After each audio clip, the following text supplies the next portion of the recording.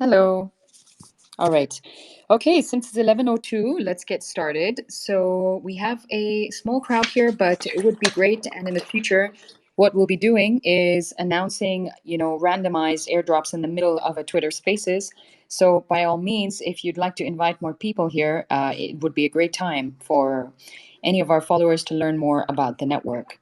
So without further ado, I'm going to kick it off with a brief introduction of myself and of Dr. Eberhard Scheuer, who can go ahead actually and start off by introducing himself. Okay, hello everybody.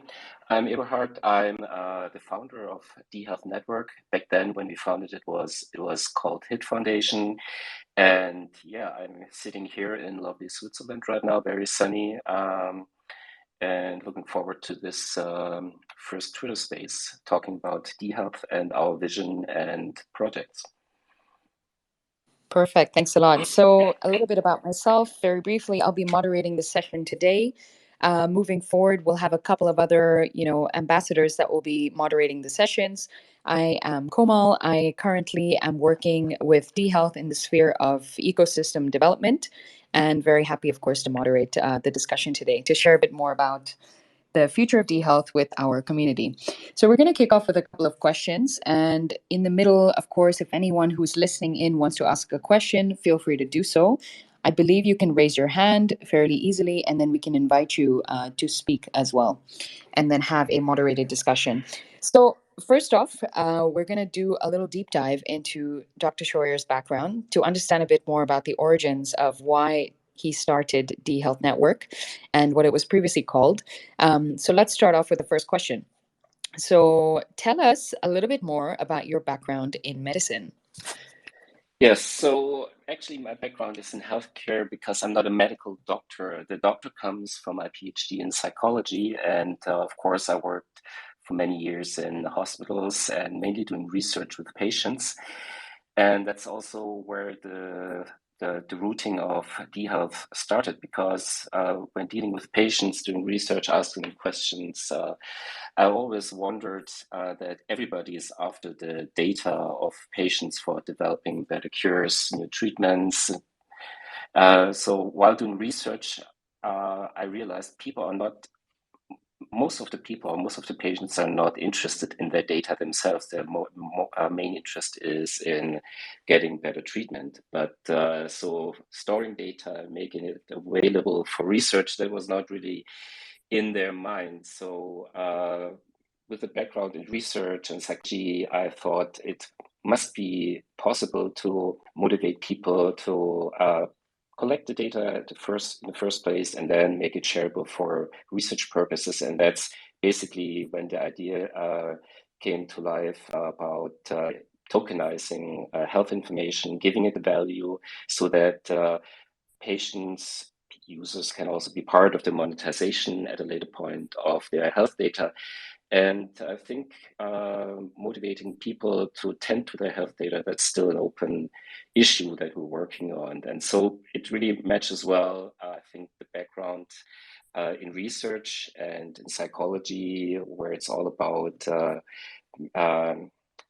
supporting people, motivating people to change their behavior. And in this case, it's the behavior of collecting data and making data available. But if you want to hear a little bit more about the background in healthcare that I'm having, I was head of eHealth at the University Hospital in Zurich after coming. I'm originally like Germany, so I went to the US in 1990. So that's how old I am already. You can make the backwards calculation now.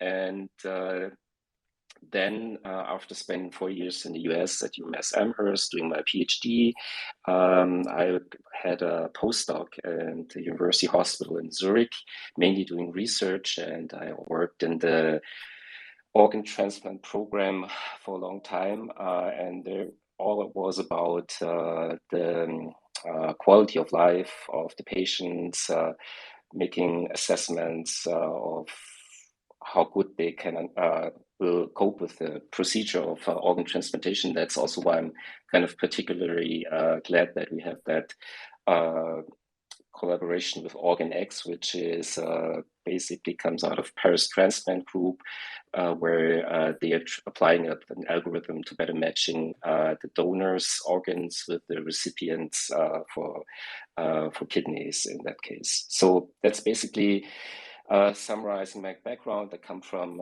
clinical healthcare research, and then for more than a decade, I got involved in digital health. And so, of course, if you're involved in digital healthcare, at some point you end up with blockchain technology.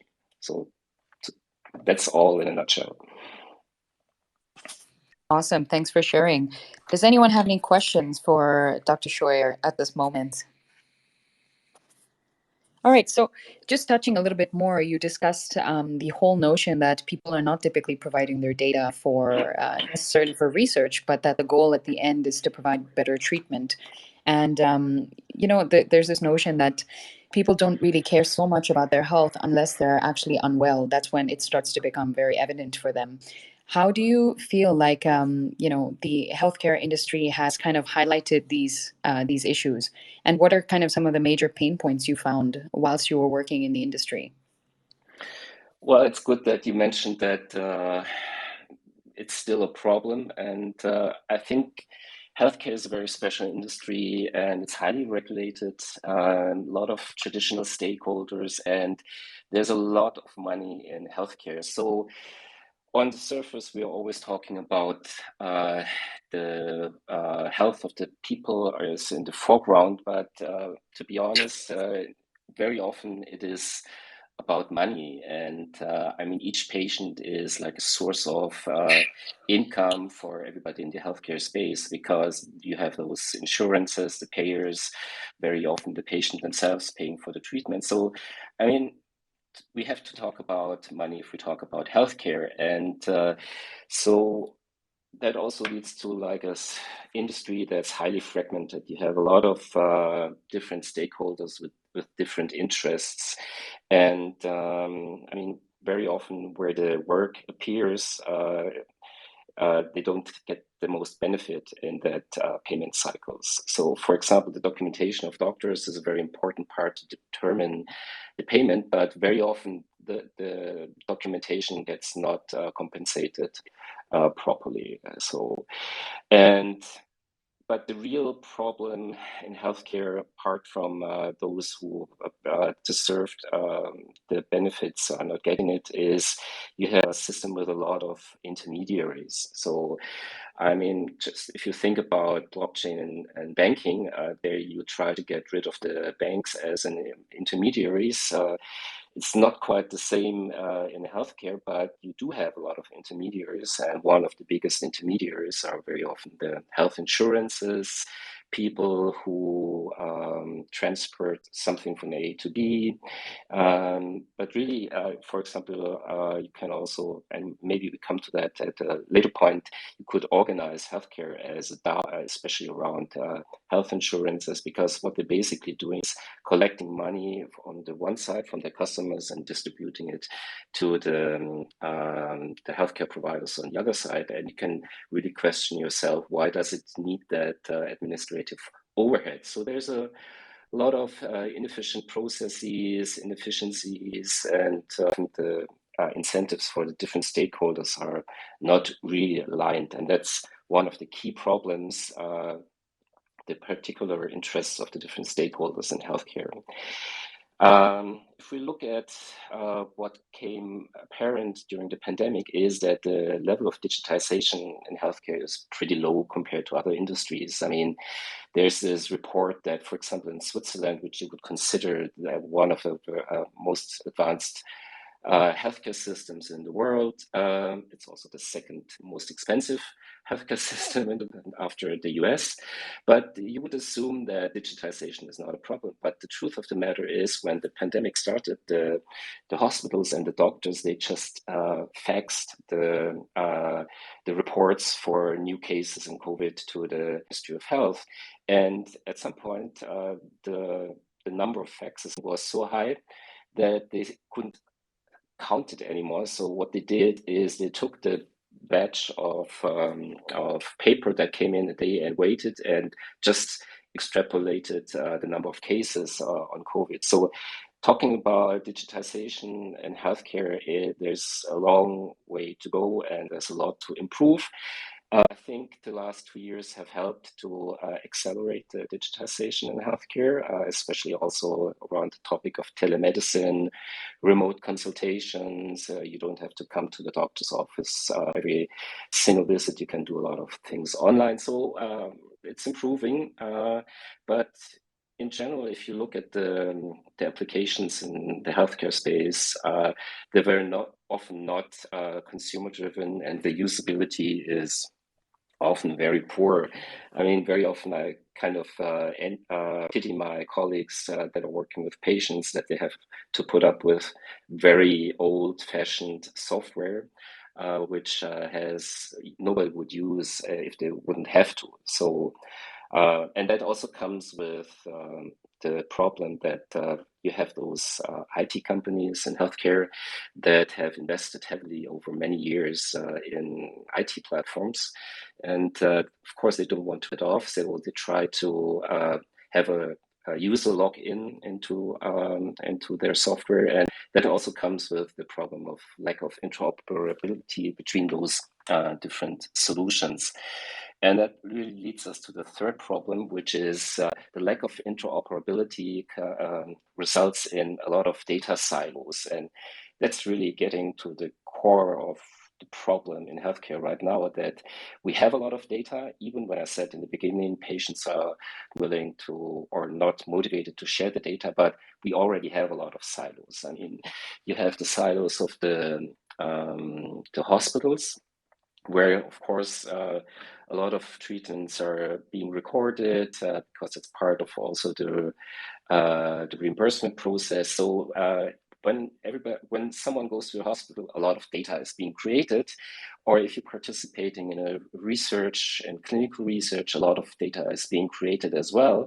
But this data very often is not interconnected, or you cannot connect the data that you generate in your fitness application with your medical record in a hospital. That right now is almost impossible because it needs a lot of regulatory work. You need the consent of the patient to match the data, and those data silos are a reality. And apart from the lack of technical interoperability and the question of getting the consent of the patients, I mean, even if you pass those two hurdles, you still have to face that very often the data that's being siloed is like the gold of the companies or the organizations that created the data.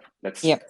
Let's for example take the pharma companies. I mean, the data that they generate in the research, I mean, they're certainly not going to share it with their competitors. So data silos are a reality. We need to change that. All right. So just to put a little breaker in all of the different issues that have been outlined, it sounds like, of course, there are a lot of pain points in healthcare that you experienced. Just to specify them or summarize maybe a little bit further, every person's or every patient's health is tied somehow to money and compensation. And you had mentioned something about documentation of doctors, that it's based on that kind of documentation that compensation occurs or doesn't occur properly because simply, information centered around treatment or centered around doctors and their credibility is not properly documented. And the third, you mentioned about, there are so many intermediaries in the mix that it's very difficult to keep track of things. Tying into the COVID example that you gave, with the number of faxes that went into into a canton, for example, to report that this whole interoperability part, too many intermediaries, and the fact that documentation is poor leads to an inability to react quickly when it's a matter of life and death, and also real-time reporting of health information. So it kind of brings me to the next point, which is, aside from the world, aside from blockchain, how do you think some of these issues have been solved over the last maybe 5 years, let's say?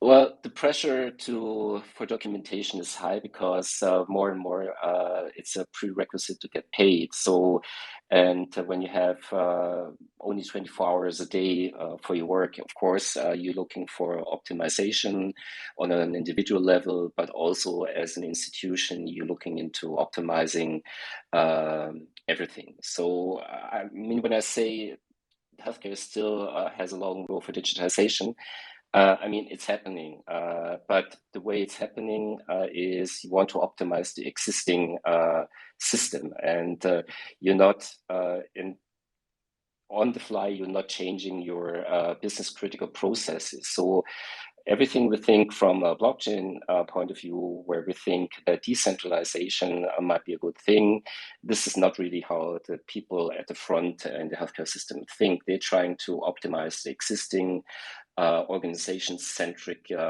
reality. And there's progress. The investments go up. We see that. Still not at the same level as other industries, but the last, I mean, especially 24 months have helped to free a lot of resources. I mean, we already had during the Obama administrations, we had the Portability Act for healthcare data, which means that a lot of money went into increasing the interoperability of those systems, where we see that also the standards coming out, Fire standard, which is also being adapted by Apple, helps to exchange data. And we have also in Germany, we have a big Krankenhaus Zukunftsgesetz, where there's now a big investment into a digital healthcare infrastructure. But again, this is just improving the status quo and not shifting it towards better solutions. And it's healthcare and blockchain we're talking about. Of course, we have some ideas how that could be solved, but this is really an uphill battle right now. Okay. And do you find, I mean, why did you pick blockchain to solve some of these issues? Well, first of all, if you want to break the control of the data, I mean, right now, the data sits in the silos, and the silos are controlled by the organizations that created those infrastructure for silos.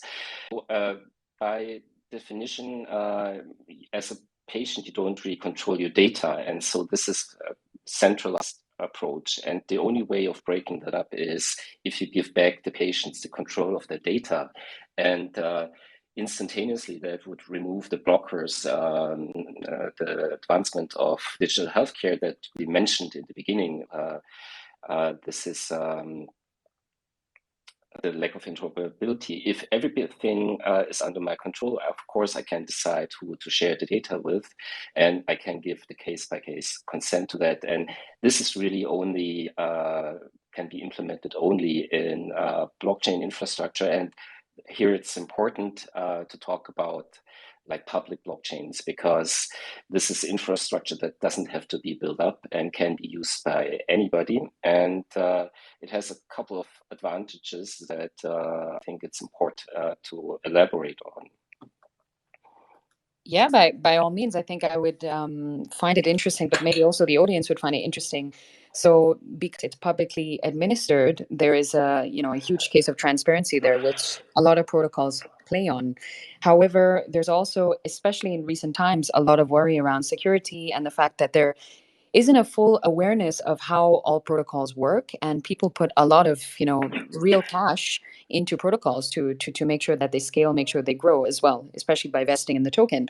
But on the flip side, you talked about, okay, aside from a publicly administered infrastructure, what would you say are the other key benefits of having healthcare implemented with blockchain, or healthcare digitization rather implemented with blockchain? Well, first of all, the most important aspect is, of course, that you switch from an organization-centric approach where you have to rely on the skills of the people to keep your data safe to a more people-centric approach. I mean, in blockchain, your wallet is also your identity, and you can manage everything, transactions and access to data with your wallet. And moreover, also, if you look at how processes are being triggered, I mean, in the current state, for example, if you want to make a payment, it all has to be triggered manually. And on blockchain, we have something about called smart or digital contract can automate a lot of things depending on predefined triggers. So I think this is potentially the most important part of streamlining and reducing costs in healthcare, where you can really put contracts, digital contracts into place. And at the same time, you don't need those intermediaries that trigger certain processes. So you have like a really peer-to-peer interaction, and you don't need us or ask others for permission to do something. And of course, it's also not only from the patient side, but also from the stakeholder side. Unless you're an IT company or a solution provider that lives on the lack of interoperability in the healthcare system, you might want to take advantage of blockchain infrastructure versus something you already have to, you have to build yourself, do the access and permission management. And so, especially for newcomers who want to enter the field of healthcare, this is an interesting option because you don't have this decade long of investments into infrastructure. You can start from scratch if you understand the industry, understand the pains, and nothing, not a lot you have to build, and you can start using it. And you mentioned transparency, and the current state of data and processes in healthcare is very intransparent. For example, if you go to the doctor, you never know what's coming out on your bill that you have to pay, which is very weird in other industries. If you want to buy shoes, then you know what the price of the shoe is, and you have to decide, am I willing to pay or not? This is not happening in healthcare. It's a very intransparent way of coming to decisions, and it's also to the pricing of the intervention. So, and also where what's happening with your data. Currently, you have no control in the data silos who's accessing your data, and of course that would be totally different if you control the access to your data on blockchain. So data sovereignty is potentially the most important aspects of why blockchain makes sense to be used in healthcare. All right. Thanks for sharing. So, I mean, I find it very interesting that, of course, healthcare is highly regulated, right? Given the fact that it's a matter of life and death and about human health that we're talking about, and that because we believe sometimes as humans that we're at the top of the food chain, that our health is far more important than the health, let's say, of anything else in the animal kingdom, so to speak. And it comes down to the fact that regulators, I think, play on this a little bit, which is why there's such stringent regulations. But moreover, do you think that regulators will enable or disable the digitization of healthcare, given that blockchain has the ability to really democratize, healthcare in a way by giving patients full control over the sovereignty of their data, but also of what they purchase, how they receive treatment, how they receive care. And do you think that regulators will enable this or not? And how would we handle that as a network? Well, I think if you look at healthcare, that's a continuum. You have like the extreme parts of surgeries that can only be done in highly technology environments in hospitals. And that part is, of course, really regulated. Who can perform that procedure? Because you don't want to have some person doing that on yourself if they haven't had the proper training. But on side continuum is what people do in their everyday life. I mean, where does healthcare start? Does it already start with my diet? Of course, it starts with my diet or exercises that I'm doing, because the more healthy I am, the more potentially I don't use the other end of the continuum at a later stage in my life. So I think we're talking about a wide variety of things that belong to healthcare. And of course, we have the highly regulated part. And we also see that even in that regulated space, things are moving, especially around the data sovereignty. Just this week, end of last week, the EU came out with a new framework for data rooms. Healthcare data is the first application in that space. And so it's really, and if you read it, it really fits well with blockchain. But in the end, I'm afraid that the implementation of those guidelines will be done to a large extent still in the traditional Web.2 environment. But I mean, there's so much everybody from ourselves can do in the context of healthcare that we might be able to link to blockchain, and data that comes out of that is our own, and we might be able to earn some of the incentives that come with living healthy. All right. So I'm guessing your approach a little bit more is to let's start inward. Let's start with the patient and how they manage their own health versus worrying so much about the regulator. Sorry. Would you say that's accurate? Yes, and that's also the experience from decades of working in that space, is that if you want to wait for something to happen, then you probably retire before it's going to happen. So I think if the only way of moving fast here, and blockchain, of course, is a fast-moving industry, is that we come from the patient side, because it's their own decision to do something, to engage in something, have to make it attractive and easy for them to participate. And to be honest, right now, blockchain industry is still struggling with delivering that to the community, ease of use, attractive models to engage with. All right. All right. So I want to circle a little bit back to the origins of dHealth. What was like, we live in a very interesting climate in the crypto world right now, constantly change, a lot more people interested in it. And given that we have, crypto Twitter, there is constantly a fresh news feed of things happening with different protocols or currencies. When you first founded the foundation, what was the crypto climate like? And what kind of questions were people asking you, propose this idea? Well, we started end of 2017. At that time, the crypto climate was at one of its first peaks. So it was basically, you could sell everything to anybody. So, I mean, there were projects, nobody even talks about it anymore, that were raising insane amounts of money right at the end of 2017. So, and we entered the market basically at the beginning of 2018. And you all know February 2018, start of the crypto winter, which was probably worst time to launch something in the crypto market. So we are kind of in a crypto winter again, as it seems. But at that time, really, we were stopped cold in our attempts.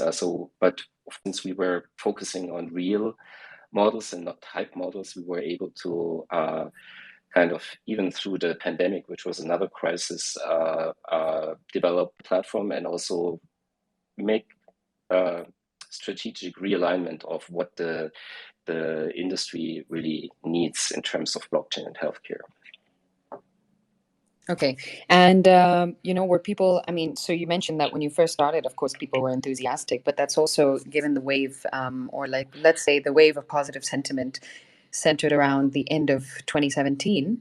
The kind of questions, though, I'm very curious to ask you, what kind of questions did people ask you when you said, okay, I'm looking to digitize healthcare with blockchain? What are some of the key questions or challenges that people thought you might face? And moreover, I mean, do these challenges still exist, or would you say that some of them have been solved with other protocols, especially with regard to blockchain? If you talk about to the stakeholders in healthcare, it's basically the same questions they are asking today than were asking 4 years back, 5 years back, because to be honest, most people in healthcare don't understand blockchain to an extent that they can really make use of it. So this is really a small circle of very first movers still, although we are a couple of years into blockchain already. But if we look at the slow-moving industry like healthcare, it's still very few people who understand the potential. And we have in our network some of the big players that were in those big corporations like Lilly or Roche. Some of the people understand really the potential of using blockchain for their purposes, like decentralized identity, decentralized storage, supply chain tracking, incentivization of people for sharing the data. They understand it, but this is just the tip of the iceberg. The large portion in healthcare doesn't understand really. The first question they ask is, "Oh, this is about money laundering, isn't it?" So, I mean, this is kind of questions you're answering the last 5 years. So it's really the core to success is for blockchain, for the majority of the players in healthcare, not to have it look like blockchain. And when I say that is if you're forcing someone to write down a mnemonic to recover their wallet, you're basically losing 99% of all potential users in the healthcare, because, as you mentioned earlier, most people only get interested in their healthcare data or the whole issue about health when they're older. So, and still, even young people write down your mnemonic. If I ask my youngest son, so he asked, "Why should I do that?" So, the key to mass adoption of blockchain in healthcare is that most people don't experience the hassles of using a decentralized system, and that's really a challenge. But I think we are onto that.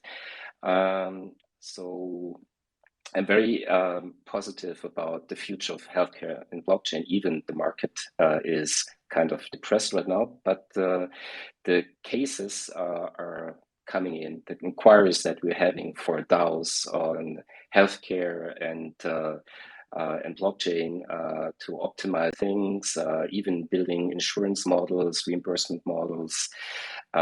It's really growing, and we see that. And although 2022 seems kind of a bad crypto year, I think, leaving the token price aside, I think it will be a great year, especially if I'm looking at our roadmap, what we can offer for the players, the stakeholders, patients and doctors and hospitals and pharma and on with the components that we're offering to make it easy for them to use to blockchain and to engage in blockchain related use cases. Nice. All right. So there are a couple of things you mentioned.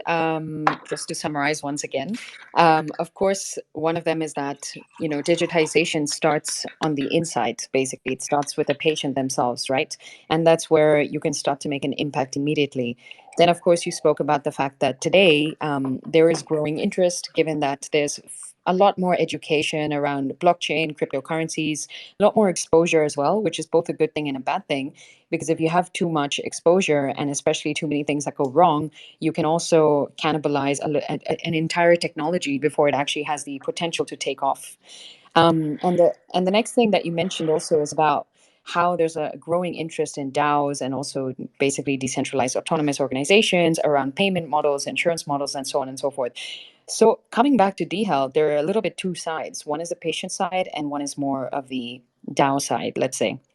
What would you say are the key focus areas for dHealth right now?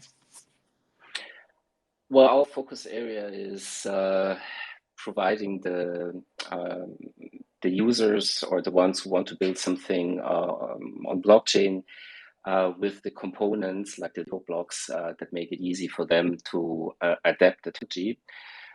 Because, as I said, most don't have the expertise to build it from scratch. So really Lego blocks, and I think one of the major, the central Lego blocks is a decentralized identity in healthcare that can be matched to the existing identities you have in healthcare. You have an identity with your health insurance, you have an identity with your yoga therapist, you have an identity with the pharmacy. So, I mean, to the outside all the different identities and through your wallet match it to one or merge it into one identity. And so I think that's really one of the important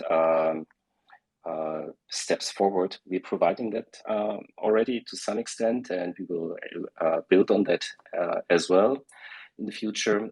So a decentralized identity will help a lot of players in the healthcare because it also resolves some of the lack of interoperability between the silos, because you can, in the background, as the user, you can merge the identities in the different silos. The identities that you have out there in the different silos. So identity is certainly one of the major aspects that we are providing. And if all the different players in healthcare use a common identity, that's really a big step. So we're starting that already. The second Lego block is really around the payment processes. I think settlement of payments, asset transfer, that's already built into the blockchain protocol. I mean, from protocols and also, of course, in dHealth. And so we are well positioned there. And I think adding to that payment processes, if we or when, as soon as we release a stablecoin for healthcare payments on dHealth, this is a very interesting puzzle piece for a lot of providers that are already out there. I mean, recently I talked at conferences to a lot of stakeholders, and where we can really position ourselves for stablecoin payments for app providers, for farm companies, for cross-border settlements. So I think the payment we're already having is fine to incentivize people. And of course, one important puzzle piece is a stablecoin, which we are working on. So I know stablecoins currently is not a good topic, but I think it's a very important part of the future of healthcare and blockchain.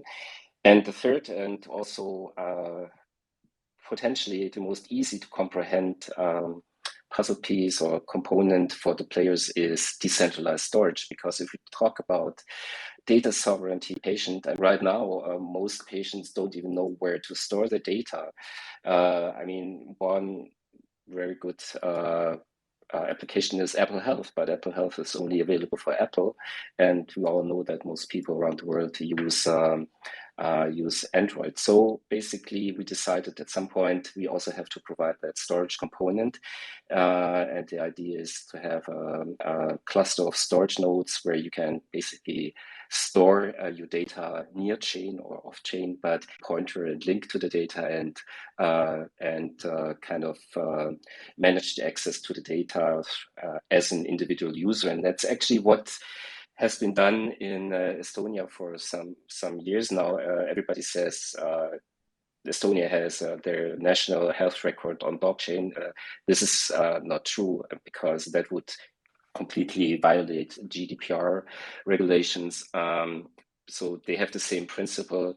The blockchain only governs the access to the data that sits in hospitals and so on. So the storage, I mean, the Trinity, as we call it, that we're providing is the identity, the payment, and the storage. So I think with those three components, we can basically help the players in 99% of the cases to implement their use cases. And that's really what we want. We don't want to execute or build use cases ourselves. We want to enable the players in the industry that have ideas to build it on top of dHealth and not on other blockchains that are out there. Okay, interesting. All right. I just want to wrap up with a finishing question. So, with the current climate, which is, as you mentioned, could be the start of another crypto winter, what do you think the future holds in with regard to cryptocurrency? That's a question to me or to the audience? That's a question to you. That's a question to you.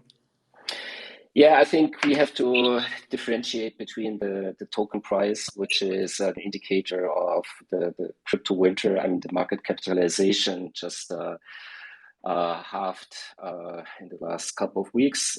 But that's only one aspect to crypto or to blockchain, whereas the other aspect, where I'm, as I already said, very positive, is the adoption for real world use cases. And that's where I'm very optimistic. And even if I said that it's still very few people adapting it, but it's growing. And even if we have covered like 10% of the projects in the future with blockchain, I mean, this is a huge market already. So I'm very optimistic. And I also think that dHealth is very good positioned for the upcoming challenges. Perfect. All right. Well, thanks for joining and thank you for sharing. I just want to let everyone know once again, in our upcoming AMAs, we are going to have airdrops that will be announced in the middle of an AMA. Of course, we'd love to have you tune in, ask more questions. And yes, hope to see you again next time. Thanks, everybody. Thanks. Take care. Bye-bye. Bye.